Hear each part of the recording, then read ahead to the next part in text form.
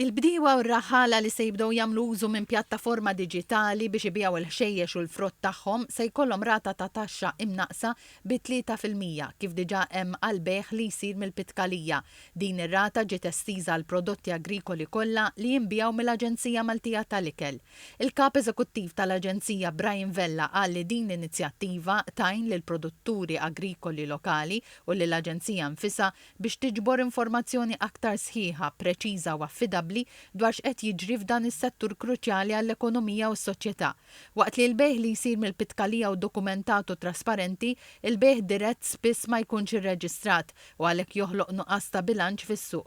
Għalli għalhekk din il-pjattaforma se toħloq livell indaqs u ġust għal dawk kollha involuti. Illum jekk hemm bdiewa li qed ibijaw b'mod dirett huma jistgħu jibbenefikaw minn din is-sistema, jieħdlu fis-sistema tagħna, jirreġistraw magħna u jbijaw b'mod dirett huma.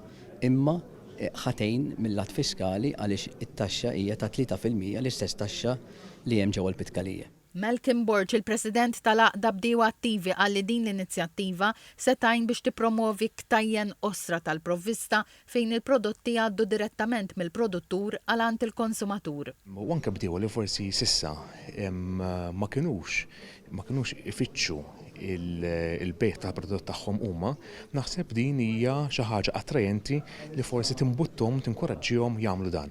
U allura naħseb overall li hija xi ħaġa pożittiva, xi ħaġa wkoll li torbot ħafna mal-viżjoni tal-Unjoni Ewropea fuq il-katini osra tal-ikel u naħseb din qiegħda tgħin biex f'Malta jkollna katini tal-ikel iktar osra. Il-Ministru għall-Agrikoltura, s-Sajd u Drittijiet tal-Annimali Anton Refalo qal li din mhijiex biss miżura fiskali imma il-viżjoni tal-Gvern għall-Agrikoltura għalli bekk il-bdiewa jingħataw l-għodda neċessarji biex jaħdmu. Finalment ukoll għandek l-aspett ambjentali għax l-iskariġġ li inti tieħu l-prodott minnaw għal-pitkalija u għand il-konsumatur ser jonqos b'tal-mod u maniera li inti għandek short supply chain bejn min-naħa waħda il-bidwi u r-raħħal u min-naħa l-oħra il-konsumatur. Il-bejħ fuq il-pjattaforma se jkun suġġett tal kontrolli biex isiru l-verifiki meħtieġa u l-informazzjoni tkun komunikata mal-Kummissarju tat-Taxxi.